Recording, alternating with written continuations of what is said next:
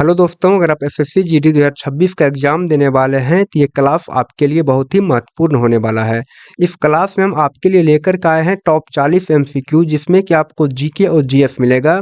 और ये GK GS है 80% जो भी क्वेश्चन मिलेगा वो प्रीवियस ईयर एग्जाम में पूछा गया है, और 20% क्वेश्चन क्या है जिसका कि एग्जाम में आने की ज़्यादा संभावना, यानी कि एग्जाम ओरिएंटेड रखा गया है। आइए हम क्लास की स्टार्ट करते हैं। अगर आपको क्लास अच्छा लगे तो वीडियो को लाइक करें, चैनल को सब्सक्राइब करें।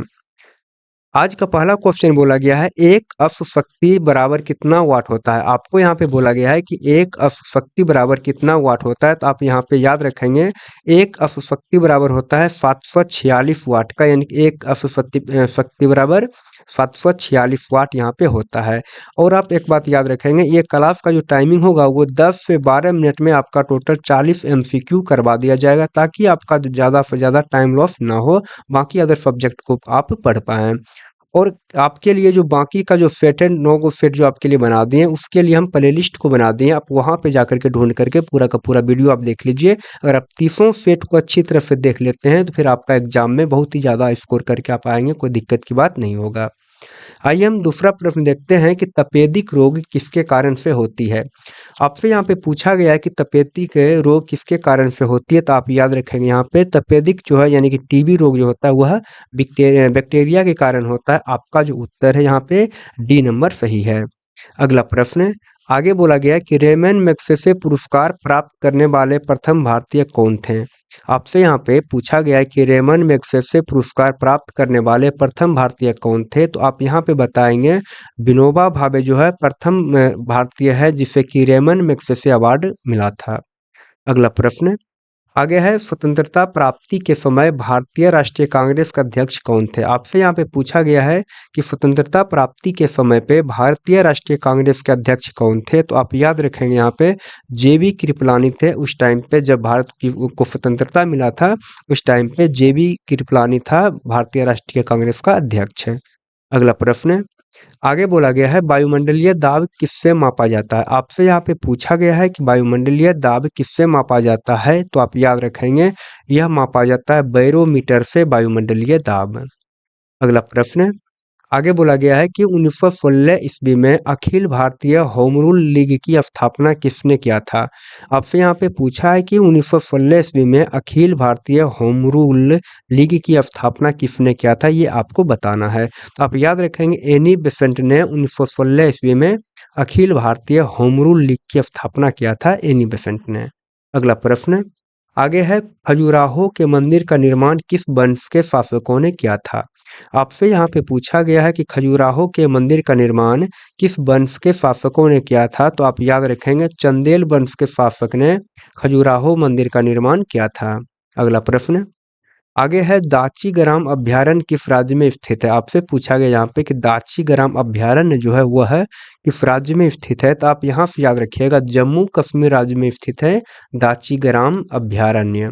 अगला प्रश्न आगे है, भूकंप की तीव्रता किससे मापी जाती है। आपसे यहाँ पे पूछा गया है कि भूकंप की तीव्रता किससे मापी जाती है, ये आपको बताना है। तो आप याद रखेंगे भूकंप की तीव्रता सिस्मोग्राफ से मापी जाती है। यहाँ पे जो आपका उत्तर होगा वह सी नंबर सही हो जाएगा। अगला प्रश्न आगे है, चार मीनार का निर्माण किसने करवाया था। आपसे यहाँ पे पूछा गया है कि चार मीनार का निर्माण किसने करवाया था, तो आप याद रखेंगे कुली कुतुब शाह, यानी कि यहाँ यहाँ पे कुली कुतुब शाह ने बनवाया था चार मीनार को। यहाँ पे जो आपका उत्तर होगा ए नंबर सही होगा। अगला प्रश्न आगे है, गौतम बुद्ध की मृत्यु कहाँ हुई थी। आपसे यहाँ पे पूछा गया है कि गौतम बुद्ध की मृत्यु कहाँ हुई थी, इसका जो उत्तर हो जाएगा वह हो जाएगा आपका कुशीनगर में गौतम बुद्ध की मृत्यु हुई थी। अगला प्रश्न आगे है, प्रकाश संश्लेषण में के समय हरे पौधे कौन सी गैस छोड़ते हैं।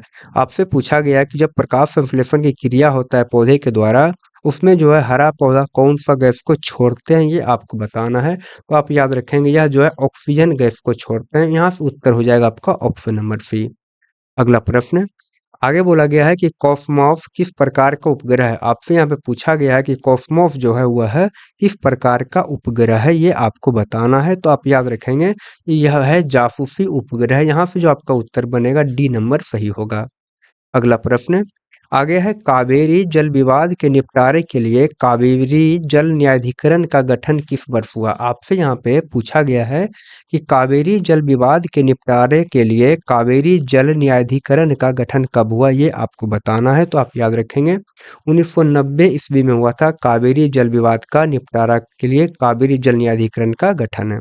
अगला प्रश्न, आगे बोला गया तुर्की की राजधानी कहाँ पर स्थित है? आपसे पूछा गया है तुर्की की राजधानी कहाँ है, तो आप याद रखेंगे तुर्की का जो राजधानी है वह हो जाएगा आपका अंकारा, ऑप्शन नंबर यहाँ से ए। अगला प्रश्न है ऑस्ट्रिया की राजधानी वियना किस नदी के तट पर स्थित है? यानी कि आपसे पूछा गया ये जो वियना शहर है जो कि ऑस्ट्रिया की राजधानी है वह किस नदी के तट पर स्थित है, ये आपको बताना है। तो आप याद रखेंगे यह जो स्थित है डेन्यूब नदी के तट पर स्थित है।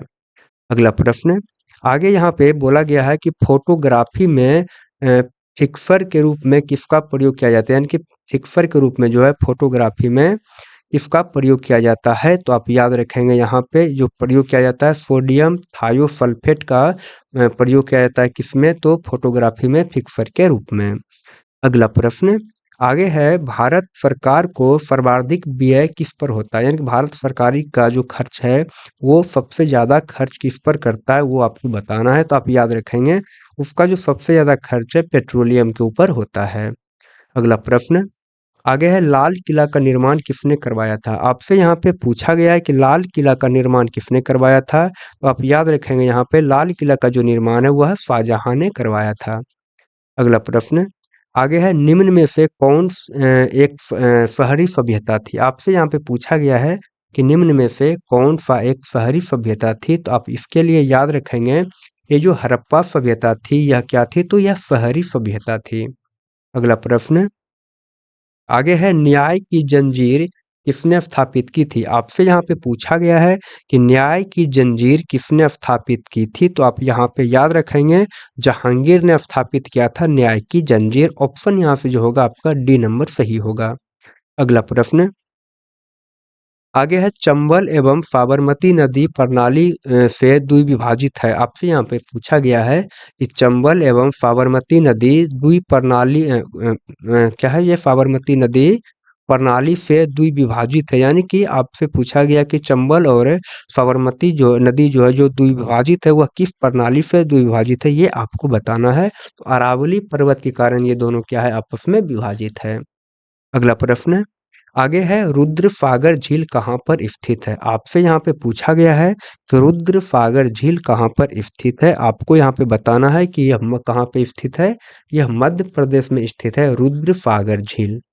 अगला प्रश्न, आगे है माउंट एवरेस्ट पर सर्वप्रथम कब विजयी मिली? आप याद रखेंगे कि माउंट एवरेस्ट जो है उसके ऊपर सबसे पहले कौन चढ़ा था, किस ईस्वी में चढ़ा था, ये आपसे पूछा गया है।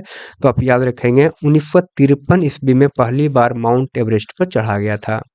अगला प्रश्न, आगे है आगरा के किले में दीवाने खास किसने बनवाया था? आपसे पूछा यहाँ पे कि आगरा के किला में दीवाने खास को किसने बनवाया था, ये आपको बताना है। यहाँ से जो आपका उत्तर हो जाएगा वह हो जाएगा जहांगीर ने बनवाया था आगरा के किले में दीवाने खास। अगला प्रश्न, आगे है 2.5 दिन का झोपड़ा का निर्माण किसने करवाया? आपसे यहाँ पे पूछा गया है कि 2.5 दिन के झोपड़ा का निर्माण किसने करवाया? तो आप याद रखेंगे कुतुबुद्दीन ऐबक ने 2.5 दिन के झोपड़ा का निर्माण करवाया था। अगला प्रश्न, आगे है कांचीपुरम के मंदिर का निर्माण किस वंश के शासक के द्वारा किया गया? आपसे यहाँ पे पूछा गया है कि कांचीपुरम के मंदिर का निर्माण किस वंश के शासकों के द्वारा करवाया गया? तो आप याद रखेंगे यहाँ पे पल्लव वंश के शासकों के द्वारा कांचीपुरम मंदिर का निर्माण करवाया गया था।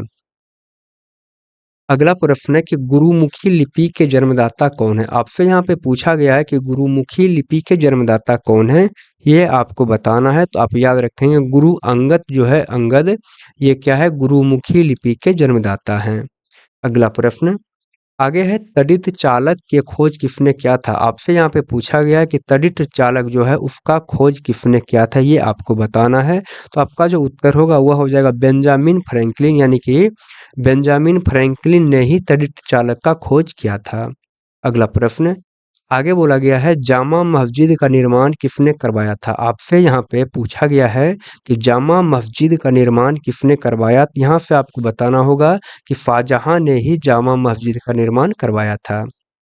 अगला प्रश्न आगे है, एक नॉटिकल मील बराबर कितना किलोमीटर होता है। आपसे पूछा गया है कि एक नॉटिकल मील बराबर कितना किलोमीटर होता है। तो आप याद रखेंगे एक नॉटिकल मील बराबर होता है 1.852 किलोमीटर। यहाँ से जो आपका उत्तर बनेगा वह ए नंबर सही हो जाएगा। अगला प्रश्न बोला गया है आपके लिए कि पौधों की वृद्धि मापने के लिए किस यंत्र का प्रयोग किया जाता है। आपसे यहाँ पे पूछा गया है कि पौधों की वृद्धि को मापने के लिए किस यंत्र का प्रयोग किया जाता है। तो आप याद रखेंगे इसके लिए हम कौन सा यंत्र का उपयोग करते हैं। यहाँ से जो आपका उत्तर होगा सी नंबर सही हो जाएगा। क्रेस्कोग्राफ का उपयोग करते हैं। क्रेस्कोग्राफ का उपयोग करेंगे किसके लिए, तो पौधे की वृद्धि को मापने के लिए। अगला प्रश्न आगे है, किस सुल्तान ने सर्वप्रथम राजत्व के सिद्धांत का प्रतिपादन किया। आपसे यहाँ पे पूछा गया है कि किस सुल्तान ने सर्वप्रथम राजत्व के सिद्धांत का प्रतिपादन किया। तो आपका जो यहाँ पे उत्तर हो जाएगा वह हो जाएगा आपका डी नंबर, बलबन जो है सही उत्तर होगा। बलबन ने ही सर्वप्रथम राजत्व के सिद्धांत का प्रतिपादन किया था। अगला प्रश्न आगे है यहाँ पे कि सिंधु घाटी सभ्यता की लिपि को सर्वप्रथम किसने पढ़ा। आपसे यहाँ पे पूछा गया है कि सिंधु घाटी सभ्यता के लिपि को सर्वप्रथम किसने पढ़ा। ये आपसे यहाँ पे पूछा गया है। तो इसका जो उत्तर होगा ये क्या होगा, तो इसे पढ़ा ही नहीं जा सका। यानी कि सिंधु घाटी की सभ्यता का जो लिपि है ना उसे आज तक पढ़ा ही नहीं जा सका, कोई नहीं पढ़ पाया कि क्या लिखा है। अगला प्रश्न की बात करेंगे हम। बोला गया यूरेनियम की खान कहाँ पर स्थित है। आपसे यहाँ पे पूछा गया कि यूरेनियम की खान कहाँ पे है। तो झरिया में है या बोकारो में या तो जादूगोड़ा में या तो रांची में, कहाँ पे है यूरेनियम की खान ये आपको बताना है। आपका जो उत्तर होगा वह हो जाएगा जादूगोड़ा में स्थित है यूरेनियम की खान। अगला प्रश्न आगे है, सांड की लड़ाई किस देश का राष्ट्रीय खेल है। आपसे यहाँ पे पूछा गया है कि सांड की लड़ाई जो है वह है किस देश का राष्ट्रीय खेल है। तो आप याद रखेंगे यह जो है स्पेन का राष्ट्रीय खेल है सांड की लड़ाई। यहाँ से जो आपका उत्तर होगा स्पेन सही होगा। अगला प्रश्न आगे है, एक माइक्रोन बराबर होता है। आपसे यहाँ पे पूछा गया है कि एक माइक्रोन बराबर होता है। तो आप याद रखेंगे कि एक माइक्रोन बराबर कितना होता है। अच्छा ये ठीक है, यहाँ पे एक माइक्रोन बराबर होता है 0.001 mm होता है एक माइक्रोन बराबर। आपसे पूछा गया अगला प्रश्न कि मुक्त रूप से निलंबित चुंबकीय सुई किस दिशा में टिकती है। यानी कि अगर मुक्त रूप से कोई भी चुंबकीय सुई को अगर हम छोड़ देते हैं तो वह किस दिशा में आकर के लटकेगा, ये आपसे पूछा गया। तो आप याद रखेंगे यह जो होगा उत्तर और दक्षिण दिशा में आकर के ये चुंबकीय सुई क्या होगा, स्थिर हो जाएगा। यहाँ से जो आपका उत्तर होगा सी नंबर सही होगा। अगला प्रश्न है कि द्रव का अपेक्षिक घनत्व किससे मापा जाता है। यानी कि यहाँ पे बोला गया है कि द्रव का जो अपेक्षिक घनत्व है वह किससे मापा जाता है। तो यहाँ पे जो आपका उत्तर हो जाएगा वह हो जाएगा हाइड्रोमीटर से द्रव का अपेक्षिक घनत्व को मापते हैं।